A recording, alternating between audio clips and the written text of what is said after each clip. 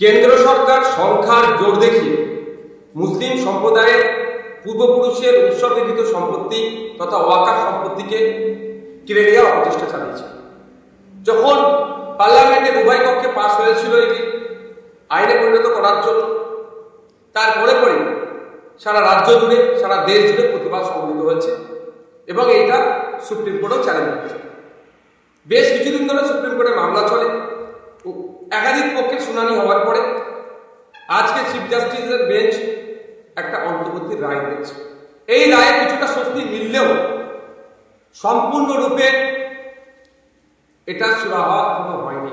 আমি আশা করব চূড়ান্ত রায় যখন আসবে, ওয়াকাফ সংশোধনী আইন যেগুলো সংখ্যালঘু সম্প্রদায়ের মানুষের বিপক্ষে যায়নি, শুধু সংবিধানে একাধিক আর্টিকেলে আঘাত দিয়েছে, সেটা আশা করব চূড়ান্ত রায় সেটা পাবো আমরা।